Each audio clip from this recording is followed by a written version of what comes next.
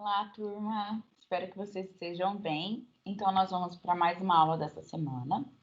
E nessa semana, nós vamos resolver sistemas lineares pelos métodos iterativos, tá? Então, só relembrando da nossa primeira aula, quando a gente começou a falar sobre sistemas lineares, nós falamos de dois métodos, né? Os métodos diretos e os métodos iterativos. Então, só para a gente relembrar o que são métodos iterativos. São aqueles que se baseiam na construção de sequências de aproximações. Então, a gente vai utilizar aproximações para encontrar uma solução que chega mais próxima daquele sistema, tá? Em um método iterativo, a cada passo, os valores calculados anteriormente são usados para melhorar a aproximação. Ou seja, eu calculei um x1, eu vou utilizar na minha primeira iteração, eu vou utilizar aquele cálculo daquele x1 para calcular o próximo x1 na segunda iteração. Então, o cálculo que eu fiz anteriormente, eu vou usar no próximo, ok? Nos exemplos vai ficar mais fácil da gente entender como que a gente faz isso. Então, os métodos iterativos consistem em gerar uma sequência xk de vetores. Essa sequência xk de vetores é a solução que nós vamos encontrando a partir dessas aproximações que nós vamos utilizando, tá? Então, gerar uma sequência xk de vetores a partir de uma solução inicial. Então, a gente vai começar com uma solução inicial para o nosso sistema. E a partir dela, a gente vai fazendo essas iterações para encontrar aquela solução que vai convergir para o sistema, tá? Então, gerar uma sequência xk de vetores a partir de uma solução inicial x0, ela é inicial, por isso que a gente vai chamá-la, tratá-la de x0, então a primeira solução inicial, pleonasmo. A solução inicial, por isso que a gente chama de x0, que deve convergir para a solução do sistema. Então, a gente calculou uma solução, a gente utiliza essa solução encontrada para o cálculo da próxima. Então, por isso que a gente tem esse método iterativo. Professora, mas quais são esses métodos? A gente tem dois, o método de Gauss-Jacobi e o método de Gauss-Seidel. Tá? Então, esses dois métodos que a gente vai trabalhar, que a gente vai aprender nessa aula. O que é iteração? Acho que é muito importante a gente entender em compreender o significado da palavra, diferente de interação, né? A gente está falando iteração. Então, lá no dicionário, fala que iteração é a ação de iterar ou de repetir. Então, eu vou repetindo uma mesma ação. Então, iteração, nesse caso, vem do verbo iterar, que é repetir uma ação. Agora, em álgebra, porque é o que nos interessa, porque nós estamos lidando com a matemática, em álgebra, o que é iteração? É o procedimento de resultado de uma equação através de sucessivos cálculos em que o objeto dessa é o produto daquela que a antecede. Ou seja, a gente vai trabalhar com equações, tá? E o resultado da equação a gente vai utilizar para fazer a próxima, utilizá-lo na próxima equação. Então, vocês vão ver aqui, nós estamos repetindo o procedimento. E nessa repetição, eu utilizo o resultado que eu encontrei anteriormente. Ok? Eu tô gravando. Não, tá lá em cima do balcão. Desculpa, gente. Vamos lá, não vou voltar o vídeo de novo, não. Vou voltar a gravar de novo, não. Então, se no sistema AX igual a B, que a gente já viu sobre isso nas aulas anteriores, onde A é a matriz dos coeficientes das incógnitas. Então, se no sistema AX igual a B, os elementos da diagonal são diferentes de zero, A e J é diferente de zero com I igual a J. Então, assim, eu estou trabalhando com um sistema em que os elementos da diagonal principal são diferentes de zero, tá? Então, eu tenho esse meu sistema já começando, olha, minha diagonal principal tem que ser diferente de zero. Os elementos da diagonal principal tem que ser diferentes de zero. Então, é isso que ele está falando. Quando eu falo elemento A e J com I igual a J, eu estou falando que são o elemento A11, A22, A33, A44, que são os elementos que estão na diagonal principal, tá? Lembrando da matriz, ok? Então, podemos explicitar x1 usando a primeira equação, x2 usando a segunda equação e assim sucessivamente. O que é isso, professora?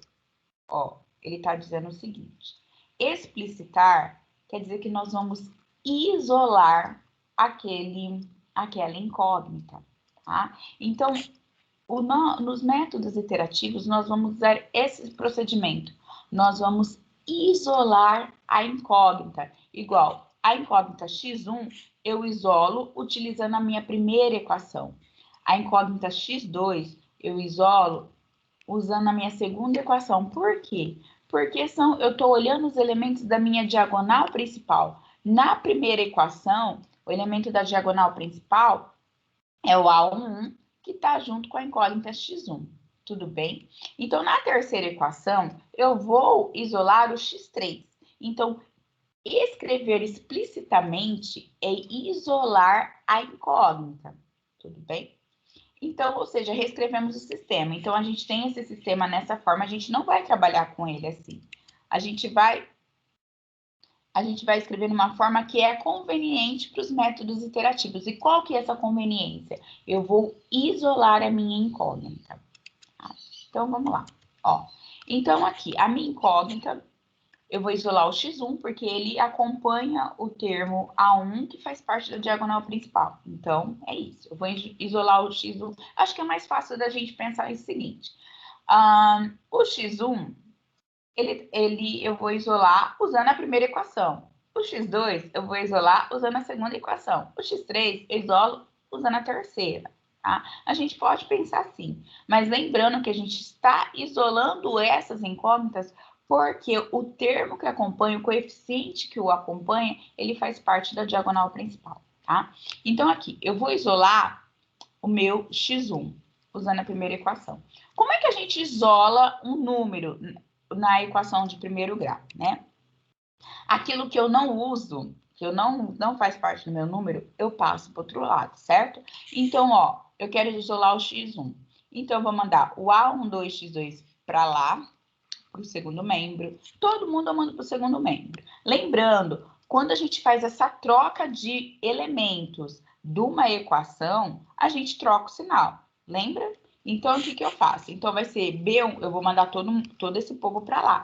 Então, vai ficar B1 menos todo esse povo. Porque eu escreveria menos A1, 2, x2, menos A1, 3, x3, né? Então, eu não ia escrever tudo com menos. Então, já coloco menos aqui e a soma, que é a soma que a gente tem. Tudo bem?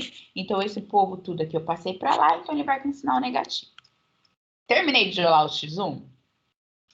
Não, eu quero x1 sozinho, né? Então, o A1 está multiplicando, o que a gente faz? A gente passa ele dividindo. Então, como que a gente vai escrever o x1? Vai ficar B1 menos todo aquele povo que eu mandei para o segundo membro, tá? Dividido por A11. O que é isso aqui, professora? Isso aqui eu escrevi usando o somatório. Então, eu estou usando aqui, ó, eu escrevi o somatório do J a partir do 2, J igual a 2, porque eu estou trabalhando com a segunda coluna. Então, BI menos a soma do J igual a 2 até N. De quem? De A e J, X, I, que são os elementos restantes da minha equação, tá? Da minha linha. Tudo bem? Então, professora, eu poderia escrever B1 menos tudo isso aqui dividido por A1? Pode, tá? Então, só pra gente, eu posso usar essas duas escritas. Essa, que eu tô somando as incógnitas com seus coeficientes que sobraram, ou eu posso usar o somatório, tudo bem? Então, eu vou fazer isso para cada incógnita, para cada xn da minha do meu sistema, tá? Eu vou isolar. Então, eu isolei o x1. Eu vou isolar o x2. Se eu fosse isolar o x2, seria x2 igual a B2 menos J igual, diferente de I, no caso, eu vou usar o A1, um 3, e assim vai indo, né? O J é diferente de I, e eu vou escrever a minha equação. Dividido por A e I, que é o termo que acompanha a minha incógnita, tá certo? Então, o que eu faço? Eu jogo todo mundo para lá e divido por quem? Pelo meu coeficiente. É isso. A gente faz isso sempre, né? Lá, desde o ensino fundamental. Tudo bem? Sempre vai convergir a solução para o sistema? Para a solução do sistema? Sempre vai convergir para a solução do sistema? A resposta depende. Existem condições de convergência, tá? A convergência é garantida se qualquer das condições for aceita. Se a matriz A for diagonalmente dominante, a gente vai trabalhar só com essa condição, tá? Ou se o raio espectral φm é menor do que 1. Gente, ó, nem se preocupa com isso, só tô informando para vocês, tá certo? Para o nosso curso aqui, a gente precisa só dessa condição, que se a matriz A for diagonalmente dominante. Professora, o que é isso, matriz A for diagonalmente dominante? Ele está dizendo o seguinte, tá? Eu tenho meus elementos da diagonal principal, que é o 10, o 5 e o 10, tudo bem? O que é ser a matriz diagonalmente dominante? Está dizendo o seguinte, que eu tenho aqui o elemento da diagonal, o 10. Ser diagonalmente dominante quer dizer que ele é maior que a soma dos outros elementos da linha ou da coluna, tá? Então, vamos ver se isso dá certo. Então, aqui, ó, vou analisar linha a linha, tudo bem? Então, aqui, ó, o 10. 2, o termo que acompanha x2 é 2, o termo que acompanha x3 é 1, né? Então, 2 mais 1, 3. 10 é maior que 3, ok? Atendeu, satisfez a condição. Aqui, 1 mais 1, 2. 2 é menor que 5, satisfez. 2 mais 3, 5. É menor que 10. Também satisfez. Ok? Então, nas linhas, foi satisfeito. Vamos ver nas colunas, tá? 2 mais 1, 3. Menor que 10, satisfez. 2 mais 3, 5. É igual a 5. Não satisfez. Tem que ser estritamente maior, tá? O elemento da diagonal principal tem que ser estritamente maior que a soma dos outros dois. Tá? Então, aqui não satisfez. Agora, 1 mais 1, 2. 2 é menor que 10, satisfez. Ô, professora, então, peraí, então não vou poder usar o método de Gauss, o método interativo nesse sistema? Vai, pode sim. Por quê? Satisfez nas linhas. Se satisfez nas linhas, não tem problema. Ou satisfaz nas linhas, ou satisfaz na coluna. Não precisa ser satisfaz na linha e satisfaz na coluna. Pode ser satisfaz na linha ou na coluna, tá? Então, se a matriz A for diagonalmente dominante na linha ou na coluna, nas linhas ou nas colunas, esse sistema ele converge para a solução usando o método iterativo. Tudo bem? Deu para entender? Então, o elemento da diagonal principal, ele tem que ser maior que a soma dos elementos restantes. Aí a gente verifica a convergência, ok? A gente continua no próximo vídeo, que a gente vai ver como que nós, então, resolvemos pelo método Gauss-Jacob, tá?